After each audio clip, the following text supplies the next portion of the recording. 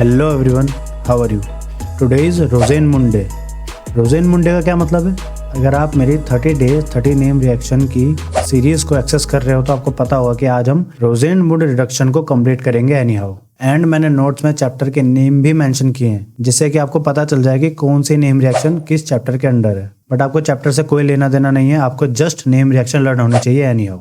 तो देखते हैं रोज़ेनमुंडे रिडक्शन में हो क्या रहा है। देखो, पहले रिएक्शन को देखते क्या है, फिर मैं आपको रिएक्शन समझाऊंगा, प्लस उसके बाद मैं आपको बताऊंगा कि how can you define any reaction. ठीक है, हम इसकी डेफिनेशन को बनाएंगे, याद नहीं करेंगे। तो पहले देख लो क्या हो रहा है। देखो, CH3COCl कौन सा ग्रुप है ये? कोई मुझे बता सकते हैं कौन सा ग्रुप है? CH3COCl। हाँ, दैट इज एसाइल ग्रुप। और इसकी H2 से रिएक्शन हो रही है in the presence of palladium and BaSO4। देखो क्या बन रहा है, CH3CHO बना रहा है, मतलब कि एसाइल ग्रुप हमारा चेंज हो गया किसमें? CHO कौन सा ग्रुप होता है? एल्डिहाइड में, राइट। तो इस रिएक्शन में आपको इतना तो पता चल गया होगा कि हमारा एसाइल क्लोराइड कन्वर्ट हो रहा है एल्डिहाइड ग्रुप में थ्रू हाइड्रोजिनेशन। बिकॉज ये H2 से रिएक्शन कर रहा है तो मैं इसे हाइड्रोजिनेशन कह सकता हूं। कैसे कह सकता हूं? जिस तरीके से अगर मैं कहूं कि किसी रिएक्टेंट का मैं क्लोरीनेशन करवा रहा हूं तो मैं किसकी रिएक्शन करवाऊंगा?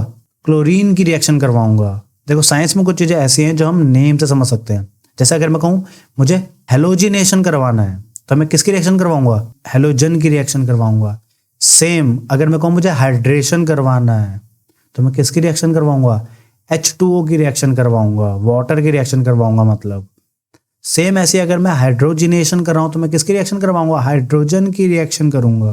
तो इन चीजों को समझना सीखो। अगर आप टर्म से समझने लग जाओ कि किस टर्म का मतलब क्या है तो समझ जाओ कि आपकी 60% प्रॉब्लम वहीं सॉल्व हो गई है। तो हम एसाइल क्लोराइड का हाइड्रोजिनेशन करा रहे हैं। पीडी होता है हमारा palladium, that is catalyst here. और उसके साथ है BaSO4। अभी मैं आपको बताऊंगा BaSO4 क्यों यूज कर रहे हैं, जो इसको कन्वर्ट कर दे रहा है किसमें? CH3CHO, मतलब कि एल्डिहाइड ग्रुप में। ठीक है, अब इस रिएक्शन को हम यहाँ समझते हैं। सेम वही एग्जांपल लेंगे जो हमने नोट्स में मेंशन किए हैं। देखो, CH3COCl है, अगर मैं यहाँ पे डबल बॉन्ड बना दूं तो ज्यादा अच्छे समझ में आएगा। प्लस ये H2 से रिएक्शन कर रहा है और किसके प्रेजेंस में? Palladium with BaSO4, barium sulphate की। क्या बना रहा है? CH3CHO plus HCl। अब मैं रिएक्शन को थोड़ा समझाता हूँ क्या हुआ। देखो, 2 H थे, एक H गया मेरा कार्बन पे और एक H एक Cl के साथ मिलकर अलग हो गया। रिएक्शन तो समझ में आ गई होगी और CH3CHO बन गया मेरा। तो रिएक्शन तो इजी थी, रिएक्शन आपको इजीली समझ में आ रही होगी। अब कुछ चीजें हैं जो आपको समझनी जरूरी है, वो देखो जरा। देखो, क्योंकि डिफाइन करने के लिए आपको प्रॉपर नॉलेज होनी चाहिए तभी डिफाइन करोगे। तो देखो, इसमें होता क्या है। ये कौन सा ग्रुप था? इस ग्रुप का क्या नाम बताया था मैंने? इस ग्रुप का नाम बताया था मैंने एसाइल क्लोराइड। क्या चीज? Acyl chloride. And because acyl chloride का फॉर्मूला RCOCl होता है, क्योंकि R की जगह you can use any alkyl group. और मैंने कौन सा अल्काइल ग्रुप यूज किया है? मैंने यूज किया है CH3, क्योंकि सबसे फेमस एसाइल क्लोराइड जो आपने बहुत बार यूज किया है वो है CH3COCl, दैट इज। अब इसका पर्टिकुलर नेम क्या है? इसका नेम होता है हमारा एसिटाइल क्लोराइड। एसिटाइल क्लोराइड, ये सब आपको पता होना चाहिए। एसाइल क्लोराइड तो एक ग्रुप का नाम है, जैसे कि यहाँ पे CHO एल्डिहाइड ग्रुप है, लेकिन ये कौन सा एल्डिहाइड है? इसका नाम है हमारा इथेनॉल। ठीक है, सेम ऐसे ये एसाइल क्लोराइड ग्रुप है, पर ये कंपाउंड कौन सा है एसाइल क्लोराइड का? ये है एसिटाइल क्लोराइड, बिकॉज यहाँ पे CH3 अल्काइल ग्रुप यूज हो रहा है। आई होप आपको जितना भी मैंने बताया उतना सबको समझ में आ गया होगा। अब हो क्या रहा है इसमें? ये एसाइल ग्रुप चेंज हो रहा है किसमें? एल्डिहाइड ग्रुप में। देखो ना, CH3COCl चेंज किसमें हो गया? CH3CHO में। तो रिएक्शन भी समझ में आ गई होगी। कुछ बेसिक टर्म्स थी, जैसे एसाइल क्लोराइड का फॉर्मूला क्या होता है, फॉर्मेट क्या होता है, नेम क्या कंपाउंड के हैं, वो सब मैंने आपको बता दिए। तो अब हमारा काम क्या है? अब हमें करना है इसको डिफाइन, जो कि हम सीखेंगे कैसे डिफाइन करते हैं। हमें याद नहीं करनी है, हमें सीखना है कैसे डिफाइन करते हैं। तो डिफाइन करते हैं इसको। देखो, वैसे इस रिएक्शन में हो क्या रहा है? एसाइल क्लोराइड कन्वर्ट हो रहा है एल्डिहाइड में through hydrogenation and in the presence of palladium with BaSO4। ये चीजें हो रही है। अब इन्हीं चीजों को हम कंबाइन करके बोलेंगे, वो अपने आप ही डेफिनेशन बन जाएगी। मैं एक बार बोलता हूं और जब मैं रिपीट करूंगा तो मेरे साथ आप बोलना, ठीक है? तो मैं स्टार्ट करता हूं, सुनो।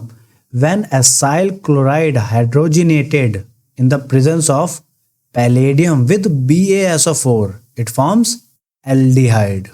अब मेरे रिपीट करने से पहले मैं आपको इस BaSO4 का काम बता दूं जरा कि ये एक पॉइजन है। क्या है? पॉइजन। पॉइजन क्या करते हैं? जो भी कैटालिस्ट हम यूज कर रहे हैं उस कैटालिस्ट की रिएक्टिविटी को डाउन कर देते हैं। अब कहोगे रिएक्टिविटी को डाउन हम कर क्यों रहे? रिएक्टिविटी तो जितनी ज़्यादा होगी उतना अच्छा रिएक्शन होगी।